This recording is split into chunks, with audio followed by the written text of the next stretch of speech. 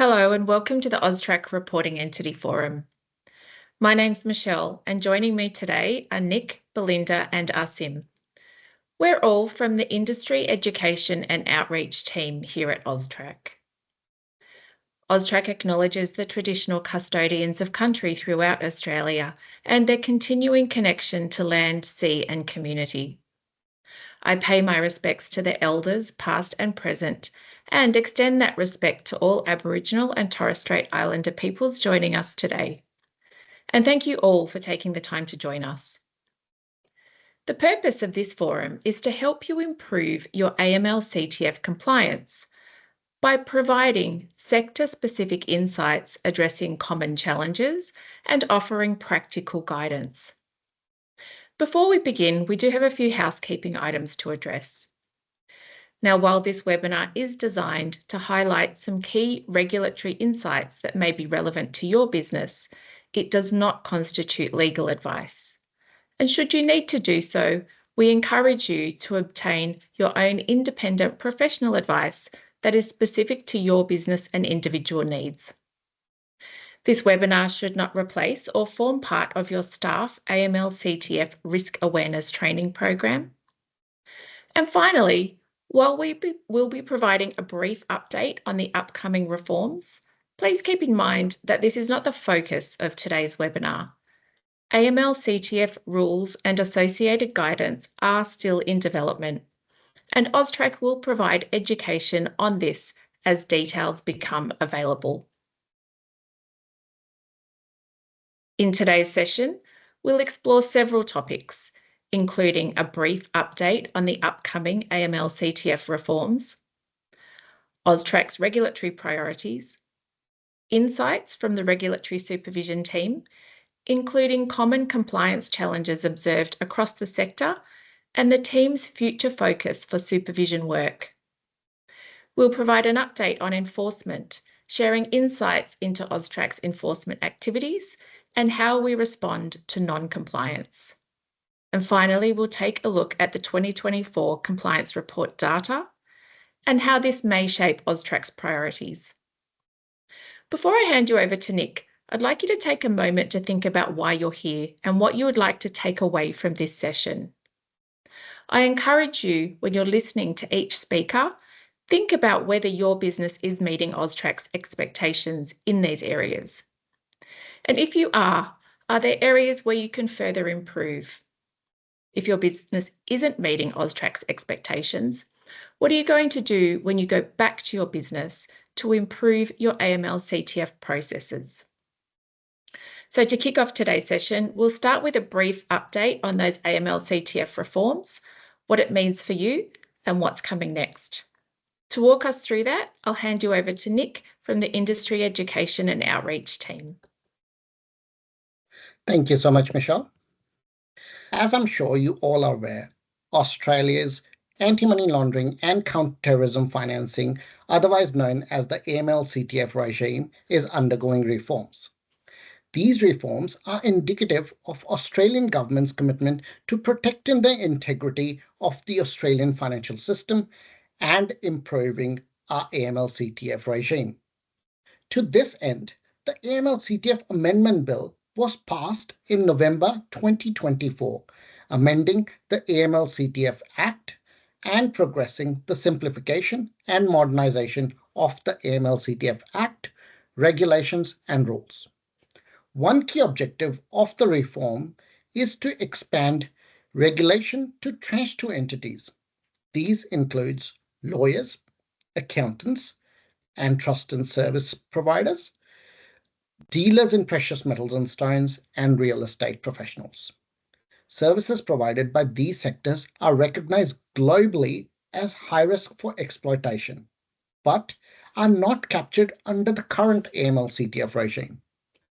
For existing reporting entities such as yourselves, the reforms also aim to increase flexibility, reduce regulatory burden, and improve clarity by making key terms, obligations, and terminology more consistent across the AML-CTF Act and the rules. This simplified framework is designed to help you better understand your obligations and strengthen your ability to detect and prevent financial crime. The reforms also aim to modernize the regime so it remains fit for purpose in a rapidly changing financial environment. The reforms expand the risk-based approach, allowing flexibility as businesses continue to evolve. As part of this process, AML/CTF requirements are set to change, moving away from a tick-a-box compliance. The reforms also better define the roles and responsibilities of reporting entities, governing body, and AML/CTF compliance officer, further supporting stronger oversight and suitability.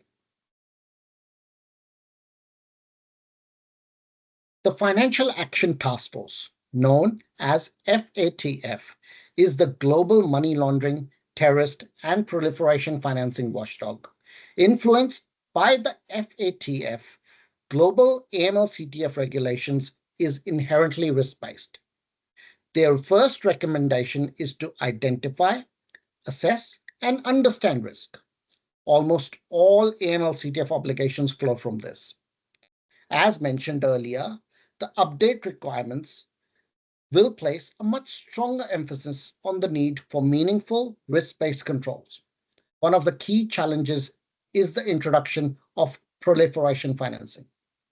Proliferation financing is when a person makes an asset available, provides a financial service, or conducts a financial transaction that is intended to facilitate the proliferation of weapons of mass destruction, regardless of whether the activity occurs or is attempted. While some of you have already considered your proliferation financing risks, the reforms now expressively require this. It will now be expressly required that reporting entities assess their money laundering, terrorism financing, and proliferation financing risks as part of your AML/CTF program. While you may already be doing this in practice, this change formalizes that expectation and reinforces that your risk assessment must be the foundation of your AML/CTF compliance program.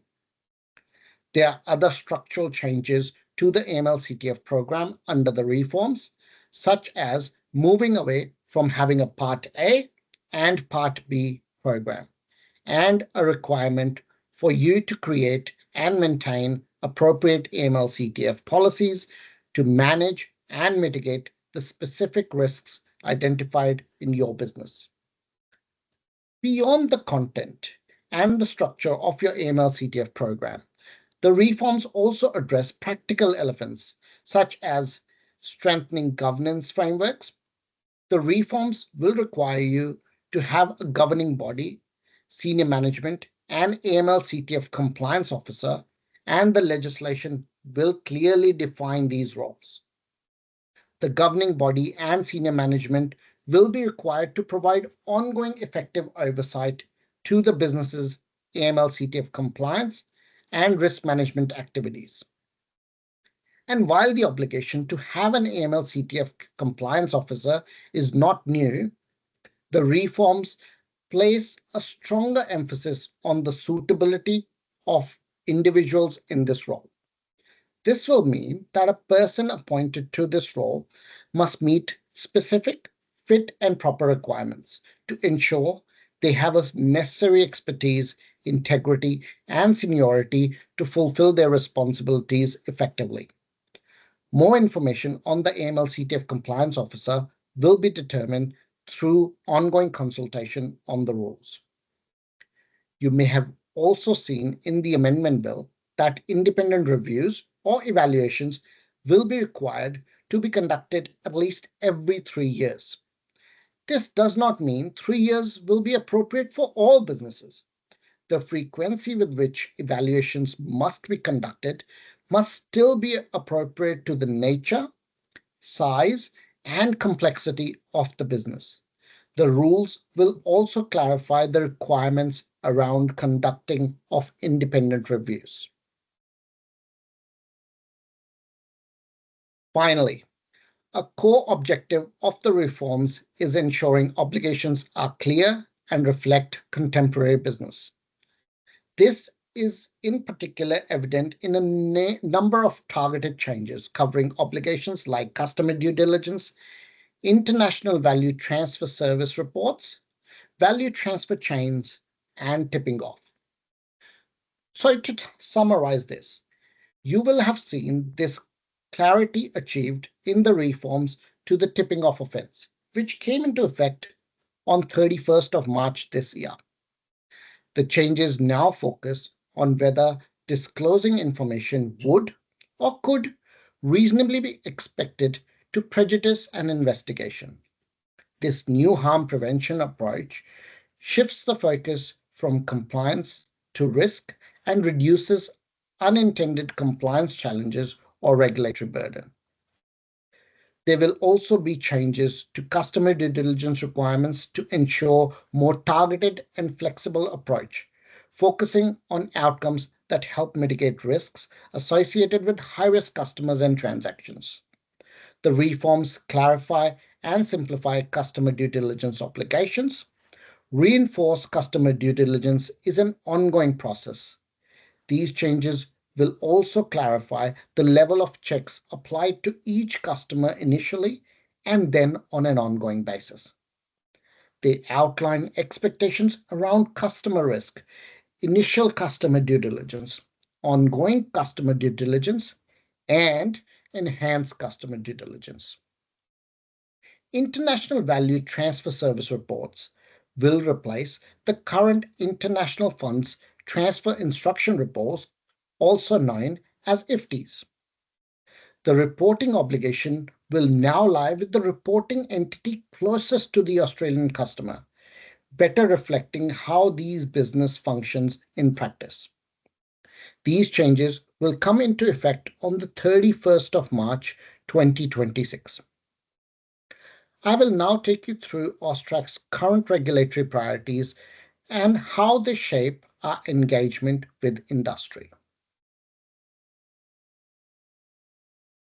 So let's turn our focus now on AUSTRAC's current regulatory priorities.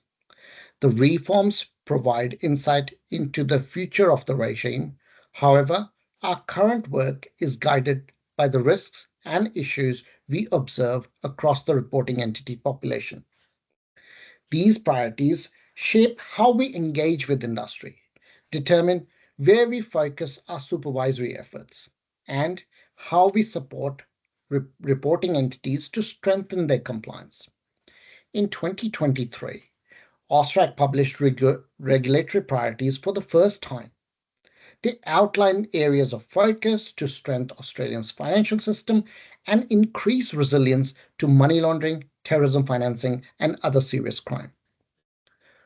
AUSTRAC's regulatory priorities include, first, our enduring priorities, which are the core of compliance such as AML-CTF programs, MLTF risk assessments, reporting obligations, and high-risk sectors. The second is the increased focus on emerging and high-growth sectors. This applies to digital currency exchanges or virtual asset service providers, payment platforms, bullion dealers, and non-bank lenders and financiers. The third priority is serious and systemic deficiencies. This relates to compliance failures in key areas including board and executive accountability, transaction monitoring programs, and outsourcing of AML-CTF functions. The fourth priority is continuous improvement, which will modernize and improve Australia's AML-CTF regime. The Australian government has reiterated its commitment to this through legislative reforms. And final priority is partnerships. Building strong relationship with a wide range of partners across industry, government, and law enforcement to support our regulatory objectives. These regulatory priorities aren't just high-level goals. They directly influence the AUSTRAC's approach to supervision. They help shape our engagement with industry inform where we focus our attention, and guide how we assess and respond to compliance behaviors. To provide more insight into how these priorities have been implemented, I'll hand you over to Belinda, who would share her regulatory team's recent supervision work, key observations, and areas of focus. Thanks, Nick. Asim and I are here today to provide you with an overview of the regulatory activities that have been conducted with your sector over the past year. I'll also be sharing the common issues and main takeaways that were identified from these activities, as well as going over some key areas our teams will be focusing on over the next 12 months. Though Asim and I will be speaking about remittance network providers and independent remittance service providers today, it's important that you take note of all of the information we share, as these findings are highly relevant to all reporting entities. In the remittance network space, our key regulatory activity over the past year was our Enhanced Customer Due Diligence, or ECDD campaign. This campaign aimed to provide smaller remittance network providers, or RMPs, with prompt feedback on their compliance of one of their core AML CTF obligations. The campaign involved issuing a questionnaire to selected RMPs to understand how they were meeting their ECDD obligations. Some of these entities were also required to provide documentation to help support their responses. The team then assessed these responses and provided individual feedback to the entities for uplifts to be actioned. Moving on now, I'm going to share with you what the team has identified through their regulatory activities as key areas for improvement in the sector. As we share this information with you, we encourage you to consider your processes and what actions you can take to ensure you're meeting your obligations. So, the first key area for improvement for RMPs relates to reporting, though this is also applicable to the wider remittance population. While we've observed significant improvement in reporting obligations from some businesses, the team has identified gaps in some reporting entities' understanding of their reporting obligations. These gaps particularly relate to suspicious matter reports, or SMRs. It's critical that you understand your reporting obligations to AUSTRAC. Submitting poor quality reports or failing to submit reports is a breach of your compliance obligations. It also reduces AUSTRAC and law enforcement's ability to detect, deter, and disrupt criminal activity and keep the Australian community safe. Let's start with SMRs. The team has observed that some entities do not understand SMRs and the obligation to submit these reports.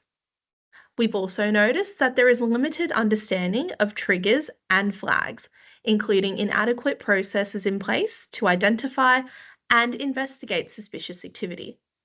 Generally, reporting of SMRs by your sector remains low. These gaps create systematic deficiencies that may possibly result in unintentional regulatory breaches and penalties for businesses. SMRs are a critical tool for AUSTRAC and law enforcement.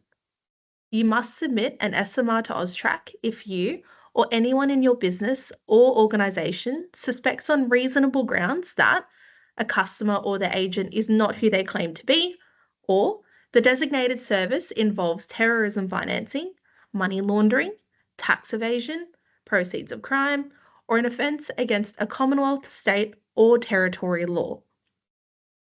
Reasonable grounds means that after considering all of the information and circumstances available, a reasonable person would believe that there is a relevant suspicion and an SMR should be submitted. There are also essential timeframes you must observe for SMRs. You must report any suspicion of terrorism financing within 24 hours.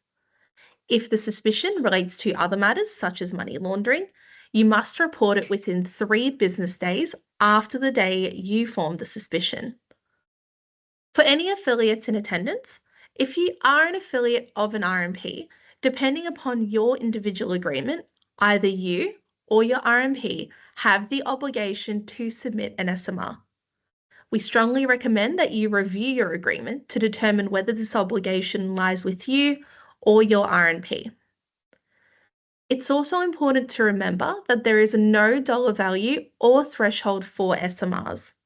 You can report a suspicious matter even when no transaction has taken place. For example, if your customer inquires about a designated service but does not go through with a transaction and you think their inquiry was strange or unusual. In order to identify suspicious matters and report SMRs, you need to understand what suspicious activity looks like. To help you, AUSTRAC publishes indicators of suspicious activity that can lead to an SMR being submitted. Examples of these indicators include inconsistent information across different identification documents, sudden and significant increases or decreases in account activity with little to no logical explanation, frequent transactions made just below the $10,000 reporting threshold to avoid being reported, also known as structuring, transactions that are inconsistent with established patterns of behaviour, and the remittance of funds to geographical locations in high-risk jurisdictions or countries where formal banking channels may not operate. While some of these indicators may not raise red flags on their own, when considered together, they could lead you to form a reasonable suspicion. Before we finish up with SMRs, we'd like to emphasise the importance of these reports. The information in the SMRs you submit to AUSTRAC helps us and our partners detect, deter, and disrupt criminals and keep the Australian community safe. We recommend that you review AUSTRAC's guidance on our website, which includes the indicators of suspicious activity for remittance service providers that I mentioned a moment ago. You'll also find some other useful resources, including an SMR checklist, which has the key details you need to consider for effective suspicious matter reporting. The next key area for improvement relates to Know Your Customer or KYC verification. In order to meet AUSTRAC's expectations, you must conduct appropriate customer identification and verification, also known as KYC procedures. KYC procedures involve checking a customer's identity by collecting and verifying information before providing any designated service to them, regardless of whether it involves a once-off transaction or an ongoing business relationship. This applies to both individual customers and non-individual customers, such as companies, associations, or trusts. You must complete your KYC procedures so you know who you are dealing with and you're satisfied that a customer is who they claim to be. This is critical to guard your business against being exploited by criminals. The KYC information you must collect will depend on the customer. For example, if they're an individual customer or a non-individual customer like a company. You must also verify your customer's information. To do this, you must use reliable and independent documents or electronic data, or both. We've also observed instances where entities rely on personal or social connections, such as community association or word of mouth for KYC and ECDD processes. This practice does not meet the requirements under the AML-CTF Act. Customer identity must be verified using reliable independent documentation or electronic data sources as outlined in the AML-CTF rules. We understand it can be uncomfortable to ask your customers for certain personal details. However, collecting this information is essential to meeting your AML-CTF obligations. To help you, we've developed posters for your customers that you can display in your business, and you can find these on our website.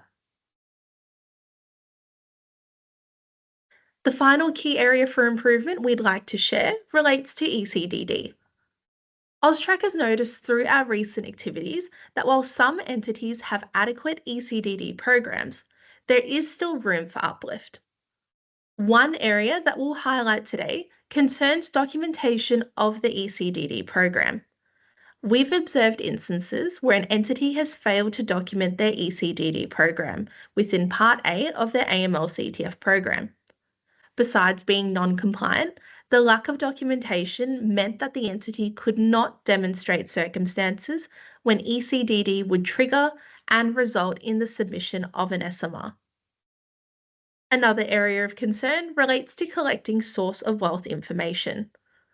We've observed that some entities do not have adequate processes in place, with a broad variance in when the information is collected.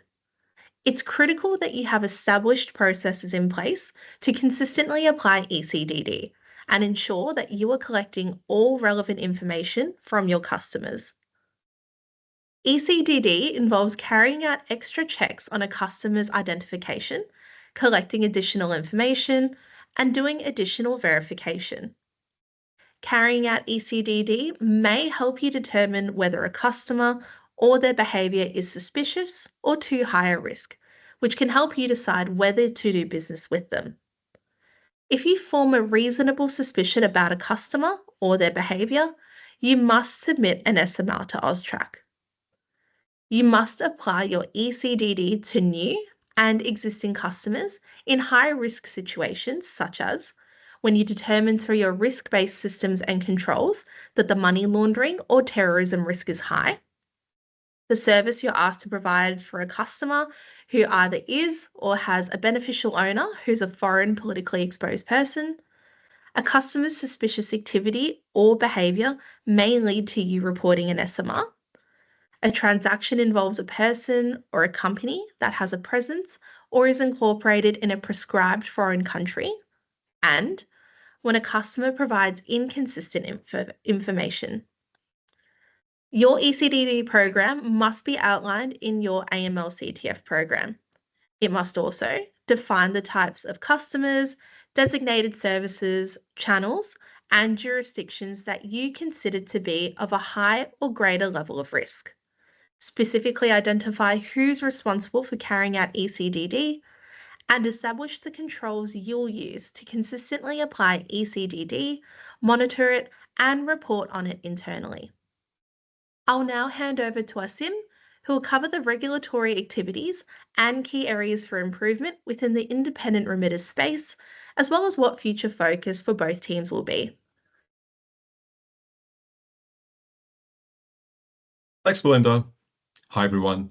I'll start off by sharing the key regulatory activities undertaken with independent remittance dealers over the past year. From March 2024 to February 2025, the team ran a campaign which looked into non-reporting and focused on independent remittance dealers who completed a compliance report for the 2022-2023 period, said that they had provided a designated service and had not had a reporting footprint with AUSTRAC for extensive periods of time. The campaign was broken down into three main parts. First, finding entities who had completed their compliance reports, stating they had undertaken a designated service, but had not had a reporting footprint with AUSTRAC. Next, reaching out to these entities for phone interviews with tailored questionnaires.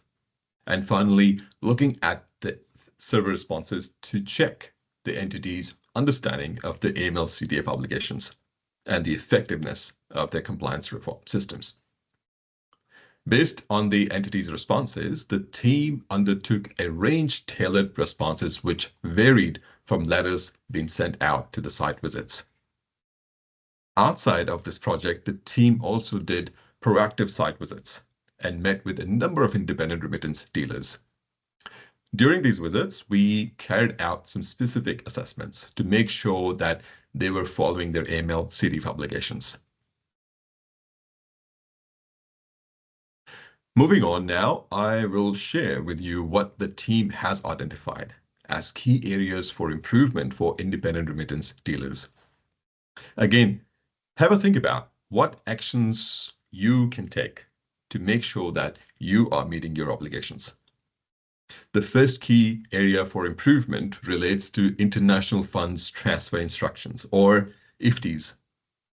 Our team has identified some common issues with IFTI reporting. IFTIs are reports that tell AUSTRAC when money has come into or gone out of Australia. IFTs must be reported within 10 business days after the day on which the instruction was sent or received by the person. An IFT involves either an instruction that is accepted in Australia for money or property to be made available in another country, or an instruction that is accepted in another country for money or property to be made available in Australia. Remember, there is no dollar amount that triggers your responsibility to report an IFT, as your responsibility is triggered after receiving or sending an instruction out or into Australia. This means that you have to report all IFTs to AUSTRAC if the instruction was accepted. AUSTRAC has picked up on some common quality issues with IFT reports. These are missing address details. You must report full address information for both the transferor and the transferee, where they are in Australia or outside Australia. This must be a residential or business address, not a PO box. The second concern is related to missing identity documents, issuer details. When you report an IFT, in addition to the ID type and ID number, you also need to provide the details of who has issued you the ID. For example, if you use a driver's license to identify or verify one of your New South Wales-based customers, then we would expect to see the Transport for New South Wales reported as the issuer. The third concern is related to missing electronic data sources for verification. You must state which electronic source was used to check the customer's ID online. For example, if you used WorldCheck, this would need to be included in your reports. Next, we have seen issues around incorrect country details. You must make sure that the correct source and destination country details are being reported and not reported as the same location. For example, for an outgoing IFT, if the source country is reported as Australia, then the destination country should not be reported as Australia. Another concern we observe is missing beneficiary institution details. We have noticed that some outgoing IFT DRA reports sent by remittance providers are missing details of the beneficiary institution or dispersing entity, especially the name and/or address of the party making the funds available to the recipient. And finally, there are also concerns observed related to missing or repeated transaction reference numbers, known as TRNs. All reports sent to AUSTRAC, including TRNs, should ensure a different TRN is supplied for each transaction. It's also important to remember that different information may need to be reported depending on if the IFT is outgoing or incoming. So it's important that you understand your obligations and the information you need to report for transactions in each direction. I encourage you to look at the IFT information we have on our website. You will also find a quick guide on IFT reporting, as well as a guide on AUSTRAC online for all reporting types. The guide will walk you through each section of the reports and give you information on what needs to be included. The final key area for improvement that we will share with you today relates to AML CDF program vulnerabilities. As a reporting entity, you must have an AML CDF program that shows how you follow AML CDF legislation. The program must be a written document that explains how you find, handle, and reduce the risk of your products or services being used for money laundering or terrorism financing. We have observed that many AML CDF programs are too general and do not clearly address the specific risks of the business. This means it must consider the likely level of risk of your business or organization being used for money laundering and terrorism financing based on its size, nature, and difficulty, taking into account who your customers are, the services you provide, and how you provide those services, and the foreign regions with which you deal with, or jurisdictions. There's no one-size-fits-all AML/CTF program. Each reporting entity is different and has its own different set of money laundering, terrorism financing risks. Your program must be tailored to meet your specific needs, risks, and features. This gives you the flexibility to decide how to meet your obligations and develop stronger and/or extra controls when needed. AML/CTF programs are important in catching and stopping money laundering and terrorism financing. They also protect your business, your community, and Australia from criminal activity. The lack of a purpose-built AML/CTF program is not only a breach of your AML/CTF obligations, it also creates major risks, including an even larger risk of criminal threats, which can lead to you not following your AML/CTF obligations.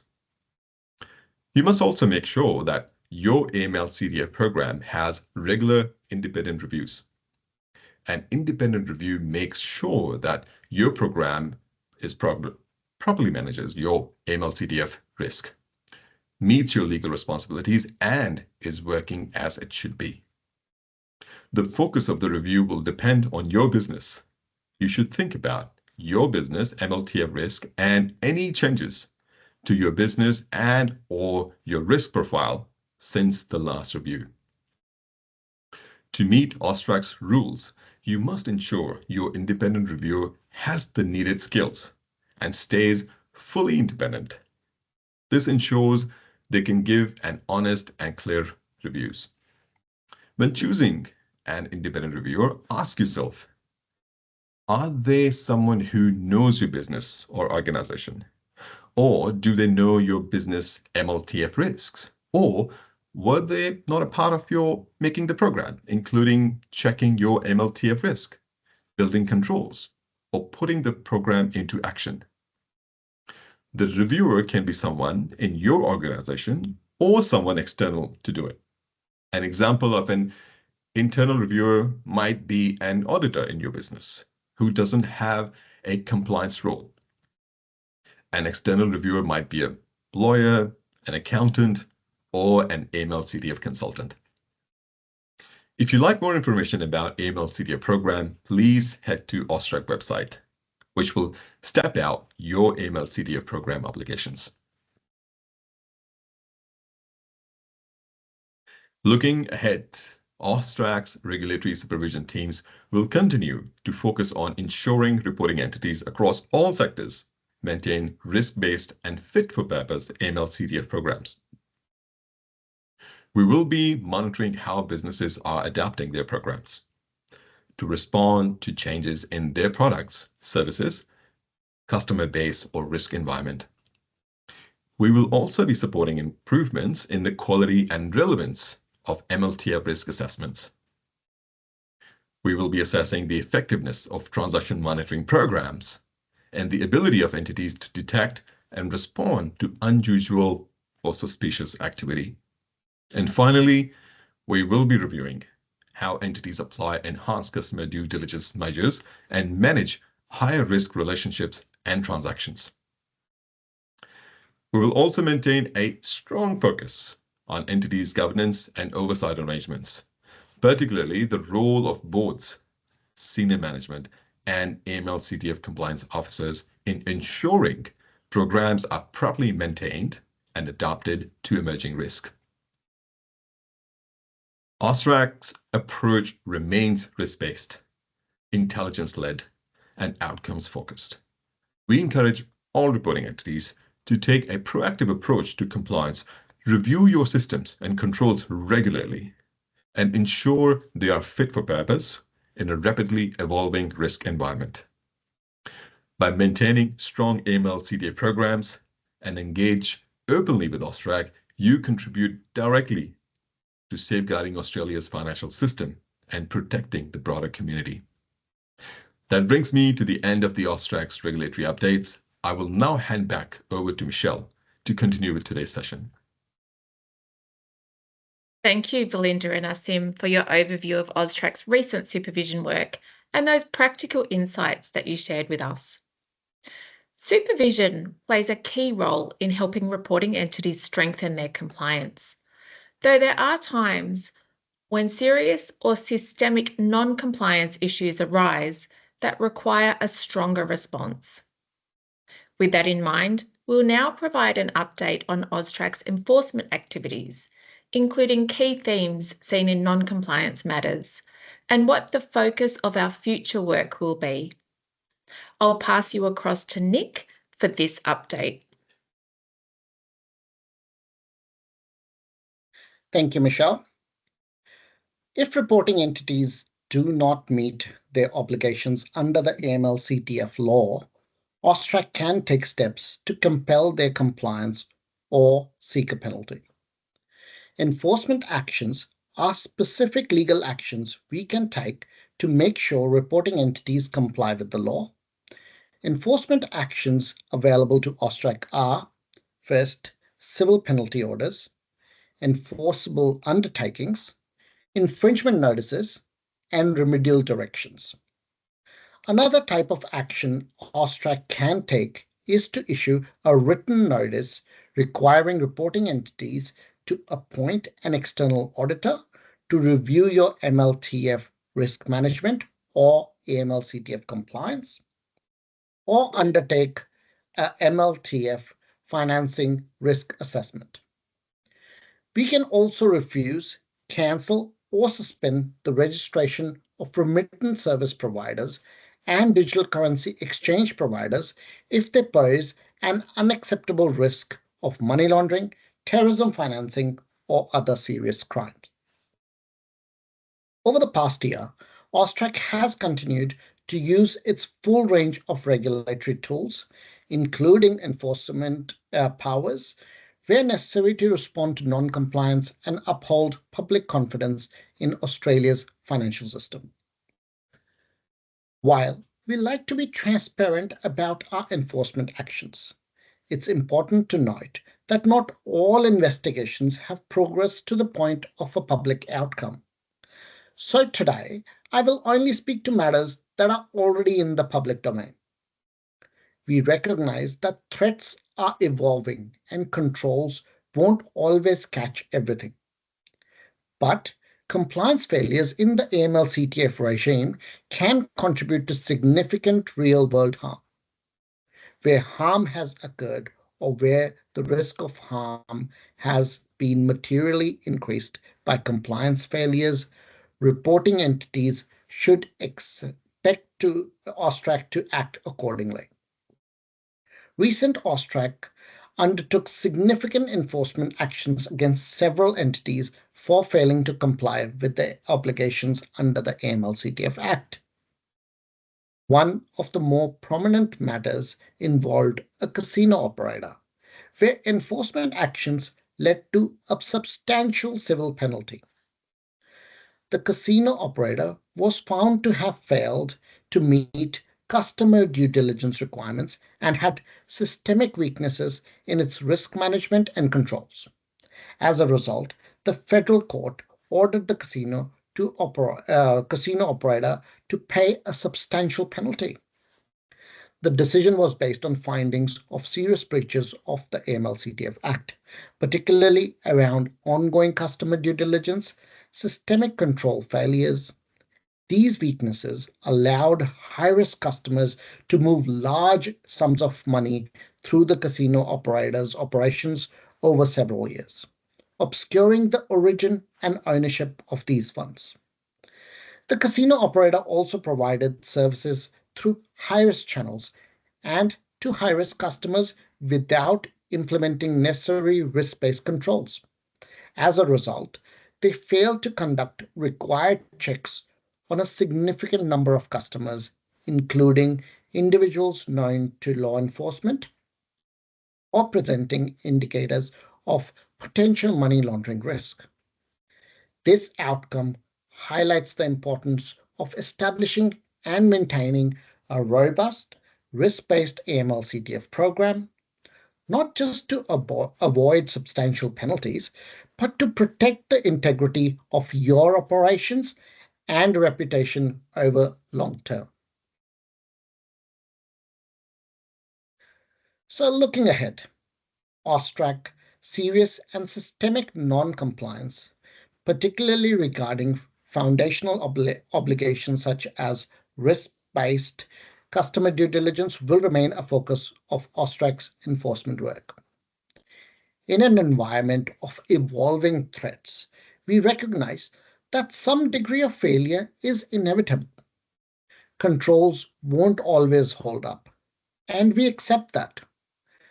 But we are still seeing, in too many cases, basic obligations not being carried out effectively, or sometimes at all, and unpersuasive proof that the business is taking reasonable steps to reach compliance. It's important to remember AML-CTF is not set and forget regime. You need to ask yourself, how does MLTF risk actually play out in your business? Where are the real vulnerabilities? How are you monitoring whether the controls are working and what happens when they're not? The AML-CTF regime is not designed to eliminate all financial crime. It's about taking reasonable, evidence-based measures to identify, manage, and mitigate risk. That means you need to explore a tailored and proactive approach. There is no one-size-fits-all solution. While we recognize that occasional failures may occur, it is critical that when these issues are identified, they are addressed promptly. Open, proactive communication with AUSTRAC, particularly around significant compliance concerns arise, is the most effective way to mitigate broader consequences. We saw this approach recently, actually, when AUSTRAC accepted an enforcement undertaking from a corporate bookmaker following an extensive supervisory assessment. The corporate bookmakers demonstrated willingness to cooperate and proactively address its obligations. Therefore, AUSTRAC determined accepting an enforcement undertaking from the corporate bookmaker was the most appropriate regulatory response. This matter highlights the importance of collaboration, transparency, and early action in supporting compliance outcomes. In contrast, a culture which encourages avoidance or compliance window dressing will also be a focus of AUSTRAC's enforcement work. By proactively engaging with AUSTRAC and strengthening your compliance frameworks, you directly contribute to the safeguarding of Australia's financial environment. With that in mind, I'll hand you back to Michelle to continue with today's session. Thanks, Nick, for that update. It is a strong reminder that although AUSTRAC understands the challenge of managing financial crime risk, there's a clear expectation for reporting entities to actively identify, address, and learn from gaps in their programs. So finally, I'd like to take the opportunity to give you a brief overview of our initial insights from the 2024 compliance report data. Most reporting entities are required to submit a compliance report to AUSTRAC each year, answering questions about how AML-CTF obligations were met in the previous year. The information gathered from the compliance report provides key data for our risk modelling of reporting entities and industry sectors. It helps us understand how you're complying with your obligations, which areas are working well, and where gaps still remain. It helps inform how we determine our regulatory priorities and how we tailor our future engagement and support. The 2024 compliance report closed on the 31st of March, and we're still deep into the analysis. However, a few early trends have already emerged, which align closely with the themes that we've discussed today. One positive outcome from the 2024 compliance report period so far shows that 84% of reporting entities who have the compliance report obligation completed their 2024 compliance report. This is up from 82% last year, and it's encouraging to see an increase in engagement across the population. The data that you provide us gives us vital insights into how the regime is working. It helps us shape guidance, identify gaps, and tailor our support to where it's most effective. So ultimately, when we receive complete and accurate data, we're better placed to provide guidance and resources to help you meet your obligations and protect your business from risk. Now, moving on to risk assessment insights from the 2024 compliance report. It's also encouraging to see that 76% of remitters reviewed or updated their MLTF risk assessment in 2024. However, only 23% of them indicated they did so in response to AUSTRAC engagement, guidance, or feedback. Now, we acknowledge that not every AUSTRAC engagement will require a full reassessment of your risk profile, but this number does suggest that many entities are not adapting their programs in response to regulatory or environmental change. For example, last year, AUSTRAC published national risk assessments on money laundering and terrorism financing. These risk assessments are a tool that reporting entities can use to review and update their own risk assessments. AUSTRAC presented sector-specific webinars in line with the release of the risk assessments last year, including the remittance sector. The webinars communicated the findings of these risk assessments. And if you missed them, you can find recordings of the webinars on the AUSTRAC YouTube channel. Now, ECDD is required in a range of high-risk scenarios. However, we continue to see evidence of inconsistent application of ECDD controls, particularly around senior management oversight. 84% of remitters reported that they conducted ECDD in 2024, but only 36% of these entities sought senior management approval to provide a designated service, and only 43% sought senior management approval to continue with a high-risk customer relationship. So these figures suggest that escalation protocols may not be working effectively, or that decision-making is not in line with entities' obligations. When it comes to reporting obligations, we know that timely, accurate reports are one of the most valuable contributions entities can make to the broader AML/CTF regime. Compliance report responses continue to show variation in how obligations are being met, particularly with the systems and controls that support detection and escalation of high-risk scenarios. This has a flow-on effect to the governance and oversight of your obligations. For example, only 34% of remitters who confirmed they outsource at least one AML/CTF function said that they report to their board or senior management on the performance of those outsourced functions. Outsourcing is relatively common in this sector.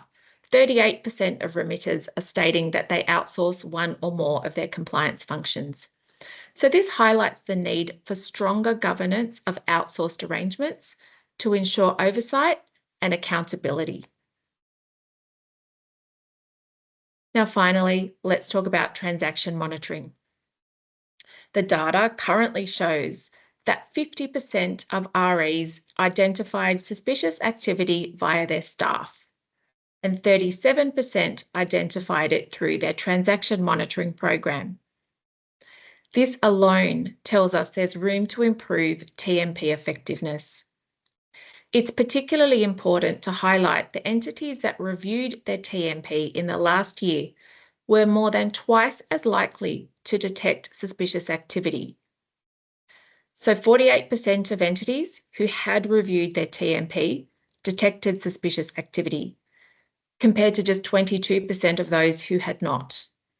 And this reinforces a critical point that, like your AML/CTF program, your transaction monitoring program is not set and forget. Ongoing tuning, testing, and adaptation are essential to make sure TMPs remain aligned with your risk profile and are capable of detecting suspicious activity in real time. Altogether, these insights help us see where improvement is happening and where there's still work to do. And the data reflects many themes that we spoke about earlier: the need for tailored risk assessments, consistent application of customer due diligence, clear governance, and effective systems and controls. We will continue to use this data to inform our regulatory focus and support activities. And we encourage you to reflect on how these insights might apply to your own program and practices.